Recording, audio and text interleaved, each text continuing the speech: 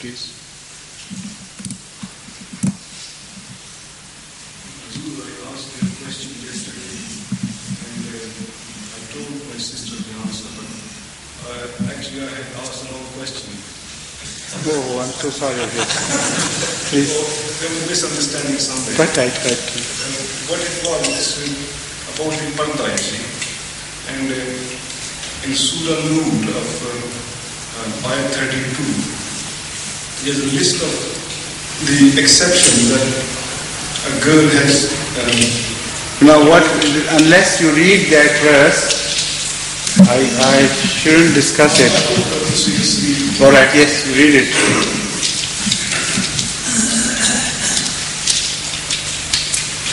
Surah Noor, Ayat 32, yes.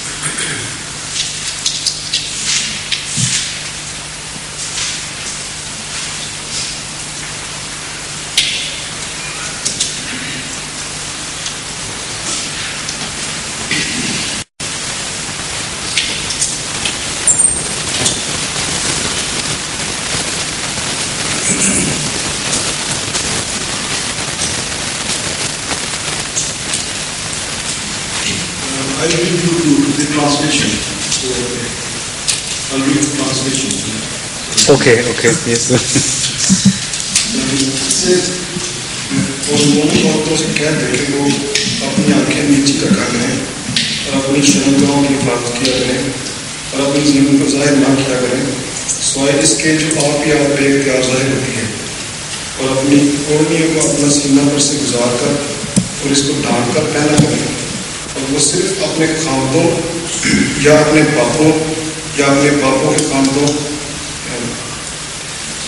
वो सिर्फ अपने खामदों या अपने बापों या अपने खामदों के बापों या अपने बेटों या अपने खामदों के बेटों या अपने भाइयों या अपने भाइयों के बेटों या अपनी बहनों के बेटों या अपनी हम कफल औरतों या जिनके मालिक उनके दाने हाथ में हैं या ऐसे मतहत मर्दों पर जो अभी जवान नहीं हुए या ऐसे बच्चों पर जिनको अभी औरतों के खास तरीक़ात का इल्म नहीं हुआ अपनी दीन ज़ाहिर किया करें इनके सिवा किसी पर ज़ाहिर न किया करें.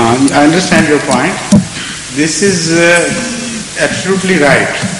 Here, even the uncles are not mentioned because only those relatives are mentioned which are so closely related in blood that they live in the same house, and it is impossible for the girls to always remain on guard against their coming and going. So they simply cannot observe the instructions given in this verse with regards to these closest relations. As far as the other close relations are concerned, even if they are mahram, when they come, they should sit with greater care and try to hide themselves as best as they can. But here, to put veil on the face is not mentioned in this.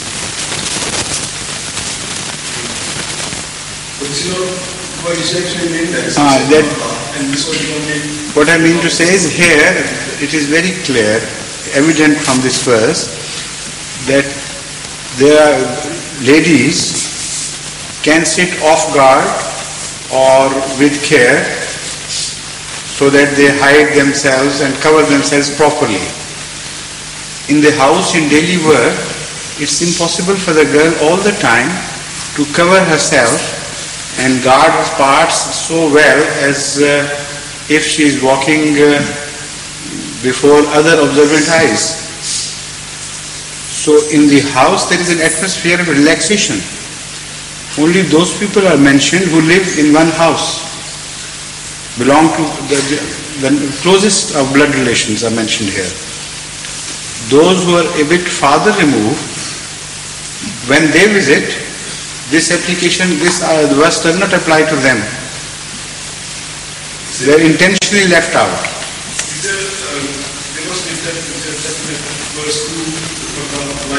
There are other verses. Yes. Which was mentioned yesterday. Yes. I have already spoken on it at length in my Jalsa Salana speech, in one or two khutbahs that followed, and also in answer to a letter which was addressed to me, sent to me by Lajna Amawla Central, and which was initially addressed to them by a member of the Lajna from Canada. So when I have spoken so much at so many places, why should I go on repeating these same things? Yes. First cousins, is it advised? I have already explained that. Everything I have explained there. Could you possibly please tell me what... I am telling you that I have explained every aspect of Parda in one of these speeches which I have mentioned. Which year? Lajna should know. Lajna Amawla would know it. She should redirect her question to the President Lajna Amawla. Yes. And it will be her duty to supply her with the right answer. Thank you. Right? Yes, please. The report we have asked about Habibullah sir. Acha. He is stable all morning and he had car accident and bad headaches, quite drowsy, confused, sometimes quite alert. But it's not precarious or anything dangerous, huh? Good. So there was another hand raised last night. Was it Dr. Dawood? Yes. I think so, yes. He's not come tonight, huh? All right, anyone else? Where are the professionals?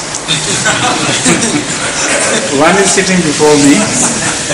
And where is Dr. Muhammad Abdul Rashid? Chaudhry Muhammad Abdul Rashid. Is he here too? He's gone to Oxford.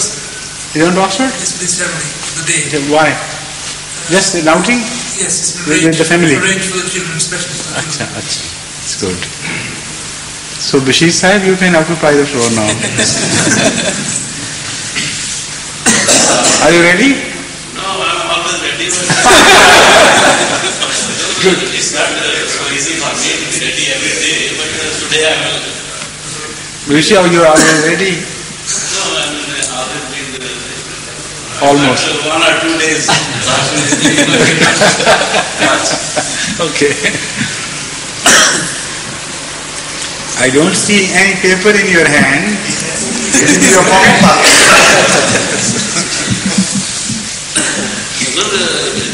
Assalamu alaikum. Wa alaikum assalam. So you want a lengthy one or? That's very good. Anyone you like, please. Start with Hazur. Yes, that's right. Start Take a with. small one first. Hazur, up to what time the Isha prayer could be said in this country?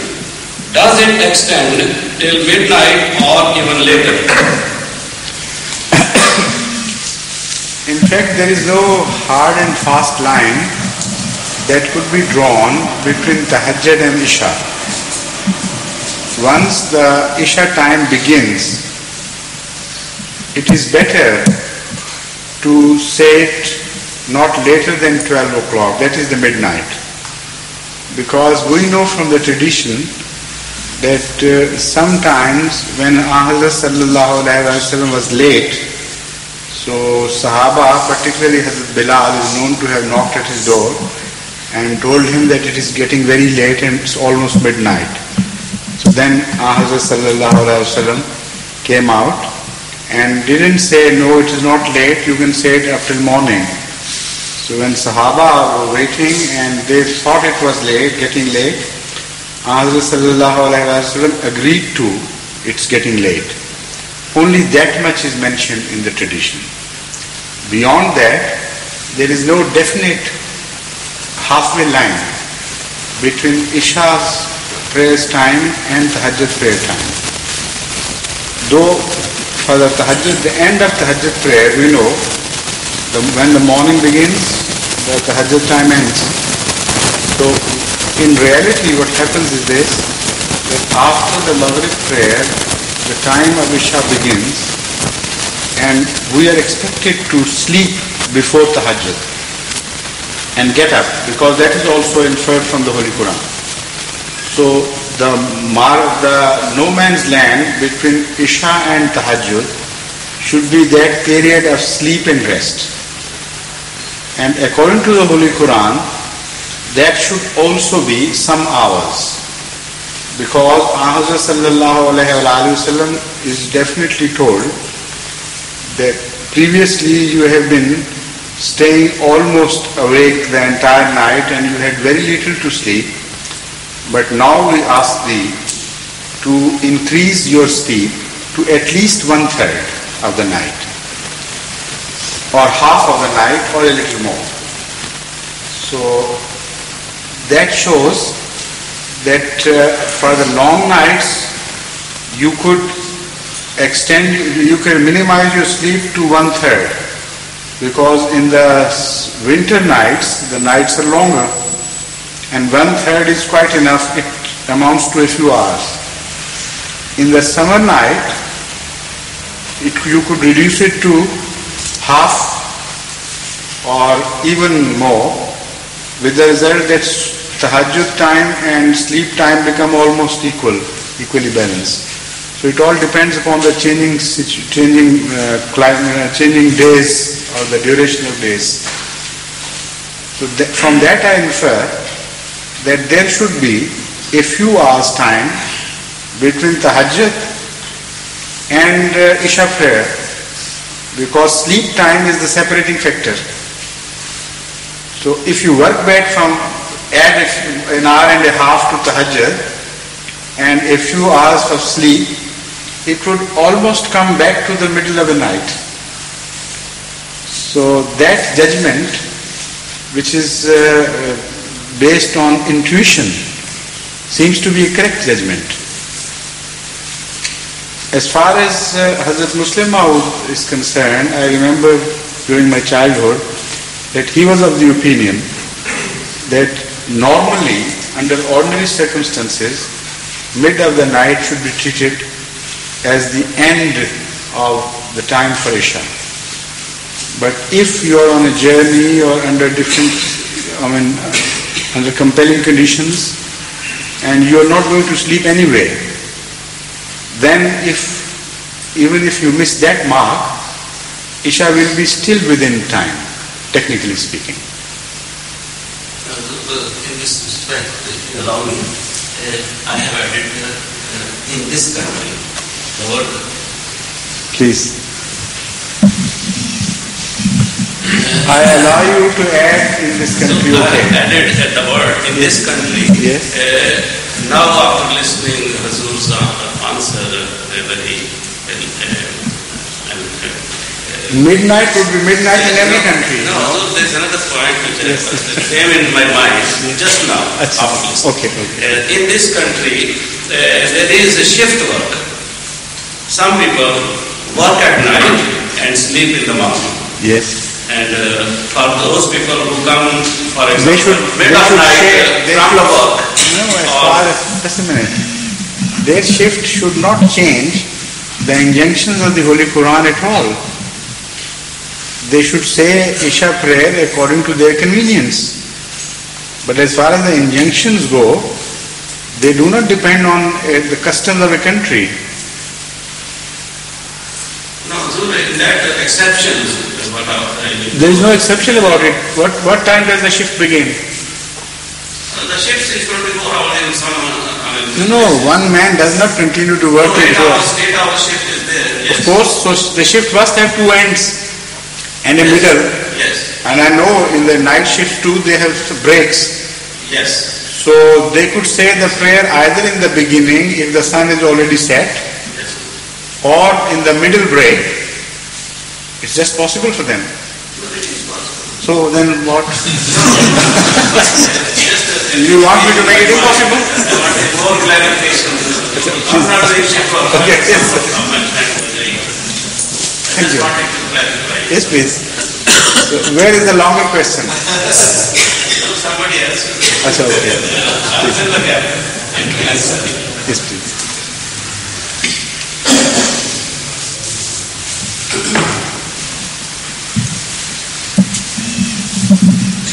In the video cassette, sir, of 18,584, here, there is a mention, sir, that for the idolaters, praying after death is not permitted. For others, it is. For the idolaters, what is not permitted? Any prayer for their bakshayash, or for their forgiveness. Quite right, yes. Yes, sir. Quite right, yes. But someone else had told me earlier that we could pray for Allah's raham for anyone. Allah's raham or? For anyone, for their forgiveness. Not forgiveness, that Allah may show or sort of treat them with kindness. Is it permitted, sir, in that much? Say to a Hindu friend of mine who is idolater. During the lifetime, you can pray for anybody for whatever you please. That verse applies only to a state after death. After your idolater friend is dead, then do not seek forgiveness of Allah for such a man who died as idolater. That is what is said. That is clear, sir. But to begin to try to defeat the purpose, and find a healer, this is what you want. So for that, instead of asking me a question, refer to a book, Kitabul Hair.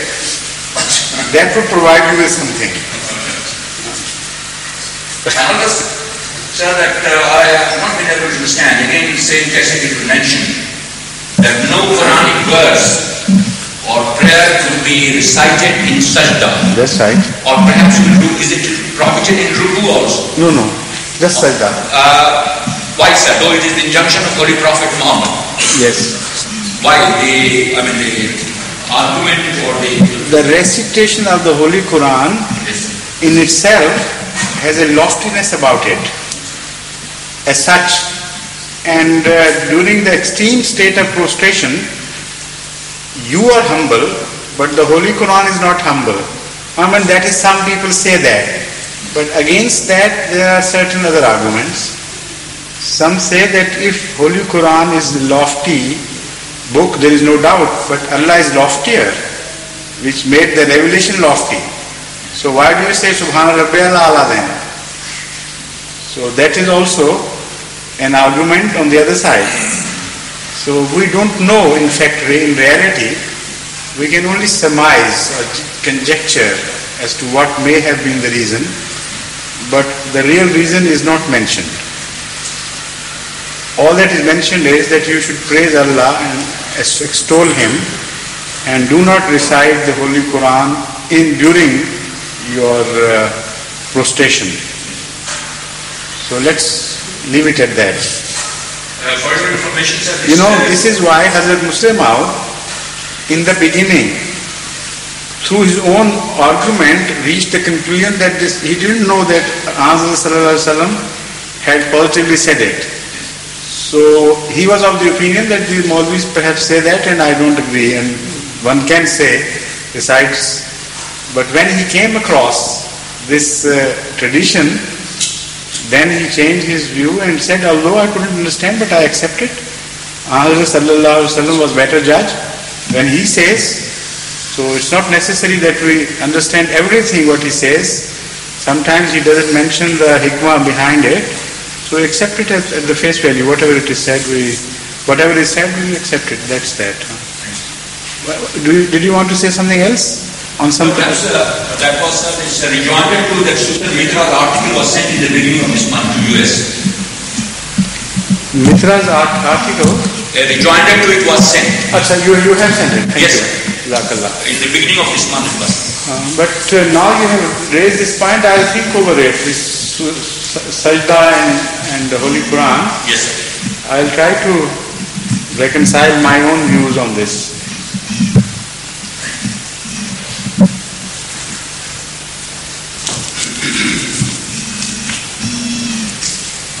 Yes, please. Two hands. One is Khaja Rashid and the other is? All right, Mansoor Mian. You come first because I saw you first. I don't know who raised the hand first. Well, So I've read a number of times that the basis of Islamic economics is that all property belongs to Allah. All wealth that we have also belongs to Allah. Therefore, person, as individuals, we are only trustees of that property on this earth. Correct. Now, why is it then that we still associate particular property with a particular person and have a law of inheritance? Because as a trustee, the fact is that Allah also owns you. Everything is the property of Allah. So when He lays down the laws, we must follow those laws. And the laws of inheritance are also laid down by Allah Himself. That is correct, sir. But if He wants it to be done like that, He is the owner, He is the proprietor. Why should you differ with Him? yes, but the question The question that arises is simply this, that no man-made laws of inheritance should be accepted against the laws of inheritance as propounded by the Holy Quran as word of Allah. That is the natural conclusion, and this is correct. What else is bothering you? Tell me. Well, the only other thing that bothers me is that if all property belongs to Allah and does not belong to a particular person, and we are only trustees of the property, then is it also then correct that we have in the common states that all property then belongs to the state, and the state then No, this is you are diverging from the whole issue. In fact, the fact is, just a minute, please. You can keep standing. The fact is that according to the communist philosophy, because there is no God, so man is authorized to make laws to govern the property, and he is within his rights to do so because it is man's property. So instead of considering it a private individual affair, the communists say it should be considered a collective affair and a collective property of the whole people and nation. So as such, laws should be made to govern the property from this angle. This is what they have done. But if there is a God, He is the proprietor, then the right to make laws reverts to Him, not to us. So because He has made laws regarding the property, how should you earn it? As long as you live, you will remain guardian over it, but you will spend it upon you and upon the mankind under the general principles laid down by Allah and within the four walls of the laws governing the management of property by each individual and by nations as well. So this is the position, and this is the position in every other case. Walillahil amr, the Holy Quran says, because the heaven and earth belong to Him, so walillahil amr, the decision on everything lies with Allah. That is the only conclusion that we draw from this, and this is the meaning of our being only trustees and not owners. Moreover, the Holy Quran does not deal with life as a temporary thing of only belonging to this earth. But the Holy Quran considers life to be a much longer entity, a continuous affair, and death is just a change of form. So when the Holy Quran speaks of you, it speaks of your inner being, not just you imprisoned in this body. It addresses you as a comparatively eternal being who would not die with death. Now, that being so, if you were the owner of this property, you should have been able to carry it beyond the barrier of death. But when you leave it, you have completely no way to control it, no connection to establish with it. So that is the time when it is established that it did not really belong to you, or you should have been able to carry it like the pharaohs attempted to do. They could not, but they attempted anyway, because they thought they were the proprietors. So the Holy Quran treats man as a continuous entity, not something which finishes here on earth after death. And when he addresses you, he addresses your soul, which will continue to live. So the soul is not a proprietor. The soul is just a trustee. So when Allah decides to take the trust away, He does it and demonstrates it at every death. That I have taken the trust away, now it should be entrusted to others. How will it go to others and to whom? There the decision lies with Allah. And out of His graciousness, only He gives you a fraction of the decision to make for yourself. And the rest is controlled by the laws laid down by the Holy Quran. This is the position. Is it all right? Now you understand? I mean, does it satisfy your the contradiction you thought there was? I shall go back and think. Why I raised this question is simply this. I had a lot of discussions with non-Muslim friends about the rate of interest. Why Islam interest is not charged. And basically the underlying philosophy which I could understand why Islam. No, but this is now how you explain that away. You find you land yourself in difficulty because you begin from a wrong premise. The fact is that when the argument, the point of discussion is that which you have just pointed out, then this verse should not be quoted here in this context. If I could explain what I was thinking, basically what I was thinking was this, that in Islam, if all property belongs to God and individual is only trustee of the property, correct, then when the property that the person has can only be, for the society as a whole to benefit from the property or the resources that is available to them. But this is why I said you have started from a wrong premise. When you enter this argument, this sphere of argument, then you lose ground completely and use your bearing and direction. Then you begin to move in the direction of communist philosophy, which is not meant by the Holy Quran. In fact, you lose your bearing when you enter this and begin to surmise on this. The only conclusion that should be drawn from this premise that everything belongs to Allah is that He it is who should lay rules and regulations controlling everything. So the Holy Quran has laid down those rules and regulations, and our economic system is also fully covered. So because we draw our authority from Allah, we follow that set of rules and regulations which have been laid down regarding our economy. And when you begin to discuss those rules and regulations, it's a wide subject. And this interest becomes only one part of that. So it is a different thing altogether. Why interest is not charged?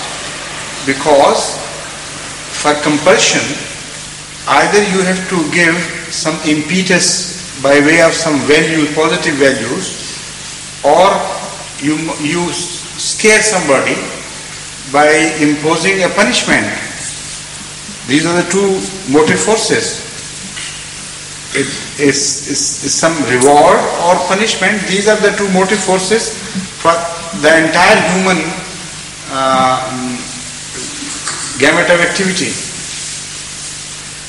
Yaduna rabbahum khawfan wa taman. You have not yet followed my point. Now, the impetus for moving the economic wheel could also lie in either of the two directions. Either a reward should attract your attention and you get the economic wheel moving, or a punishment should make you scared and compel you to push the economic wheel again. Islam uses the second alternative. It says if you keep your capital idle, then you will be punished, because we have imposed a tax on capital. If you employ that capital for the benefit of society, you will have to earn that tax so that you could pay without any loss to yourself, plus something for your own self. This is the way how the economic wheel is moved in Islam, through a threat, not through a promise of reward.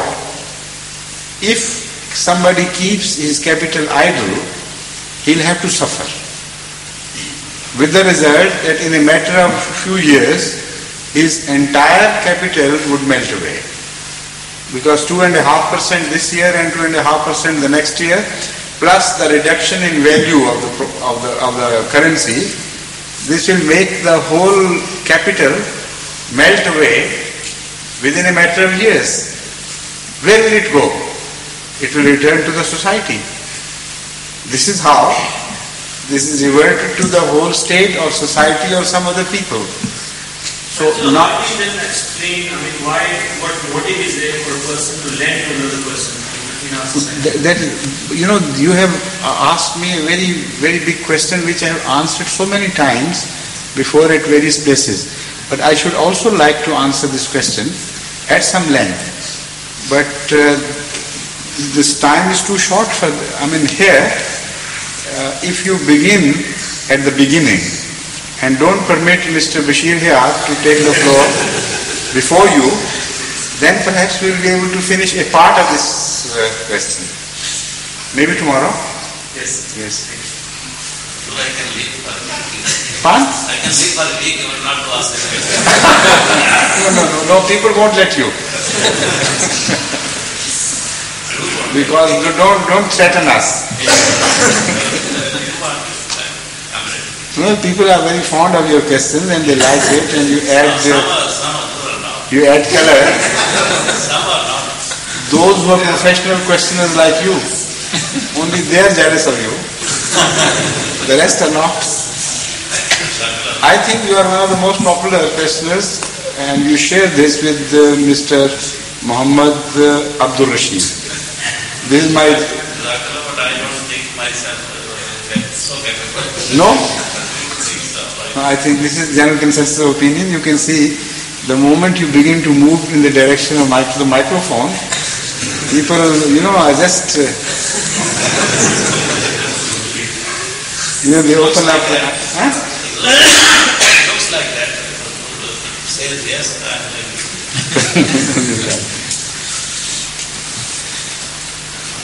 You're only not accepting it out of humility. Otherwise, I think you also know that. No? I definitely say I'm not. No? You're not aware of this popularity? I think I am quite weak. No, weak you are not. That I can tell you. What? In arguments. But we are not talking of arguments at all. I'm just talking of your popularity as a questioner. And this is out of question.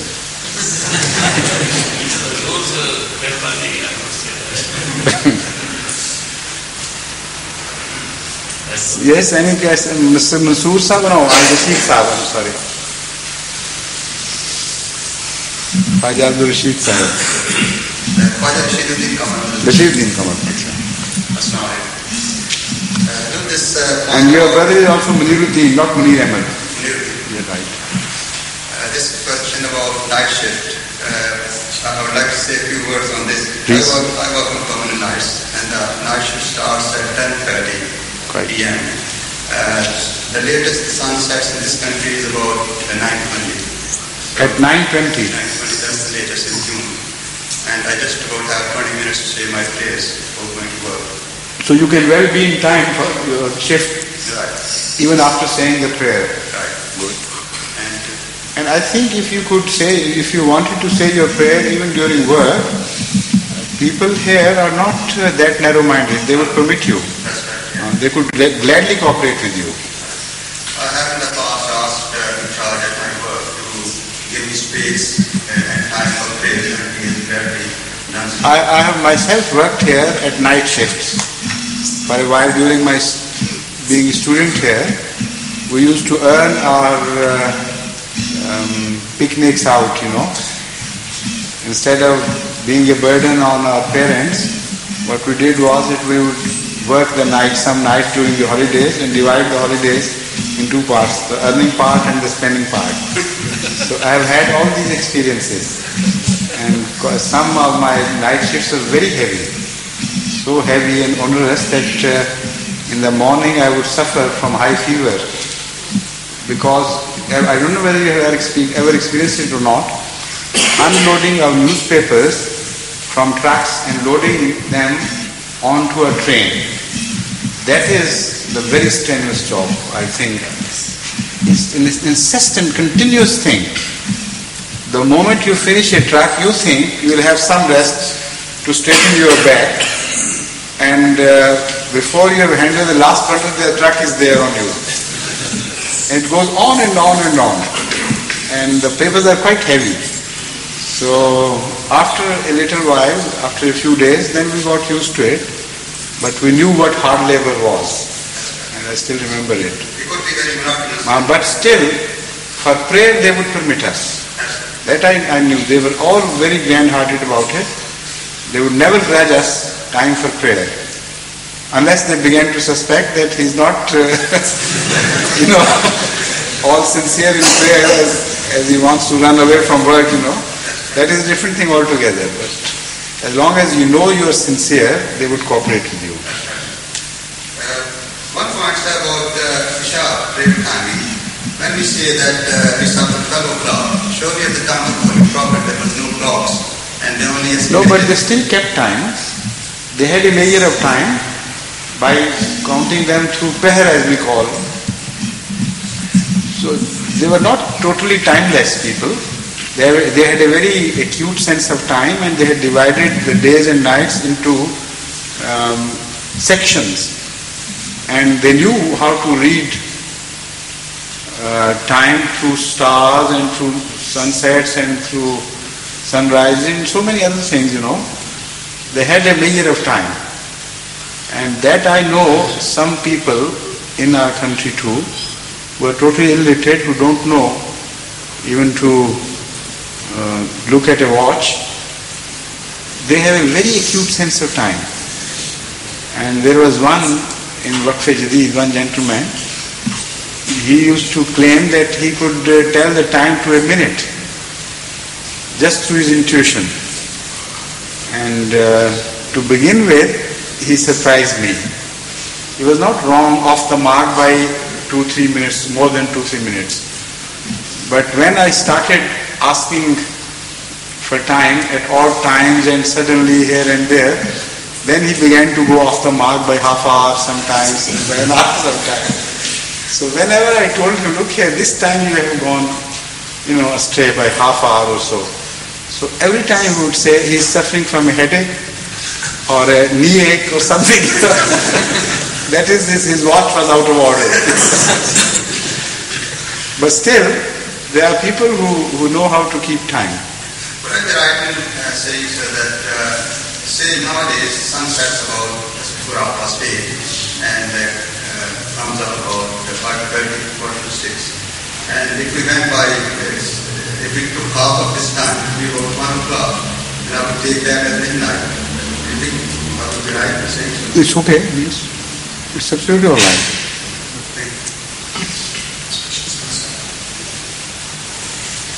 Yes, please. Gulzar Sahib, wa alaikum salam. I would like to ask this small explanation about that. Once Imam was offering prayer, and in the Zohar prayer, after 2 rakat, he stood up. In spite of the people said Subhanallah, but he offered 3rd rakat. And the man who joined in the 2nd rakat, And when Imam said Assalamu alaikum from both sides, then he was told that there were 3 rakats you have offered. The man started his own prayer after 2 rakats. What shall he should do? Either he should again offer those 2 sajda sahwi with the Imam. Yes. Even if you have started your own prayer independently, if the Imam prostrates in sajda sahab, you should also prostrate with him without breaking your prayer. And when the Imam has finished and released you, then you go back to the same position where the sajda sahab started and continue with your prayer in the normal fashion. Then what shall he do? He should offer 1 rakat or he should offer 2 rakats? So I'm not with you here. What do you mean? Imam offered 3 rakats in the second sunnah. And first of all, tell me, is it Maghrib prayer or morning prayer? Zohr prayer. Zohr prayer. He said instead of 4 rakat, he said 2 rakat only. First, the man died in the second part of the in total, he said 1 rakat in excess. He offered 2 rakat with Imam, but Imam offered 3 rakat instead of 2. So that was extra. That means 5. Yes, 5. That's right. And so he will say 2 rakats more. He will fulfill his 2 rakats more, not 1 rakat. If that's what you mean. Yes. What is wrong with Imam is wrong with the follower. He can't invent his own namaz other than the Imam's. So if Imam has committed a mistake, all the followers must commit those mistakes, that mistake. So if a muqtadi came later on, out of the 3 rakats which he said behind the Imam, his real rakats were 2. One was an additional rakat which was not to be counted. So because that rakat was not counted in Imam's account, it would not be counted in his account either. Thank you. So he will have to say 2 rakat more instead of 1 rakat. This is what you wanted to know? Yes, that's right.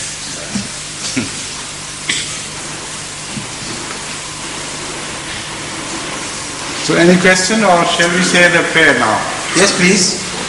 You come here and tell me what you want to ask.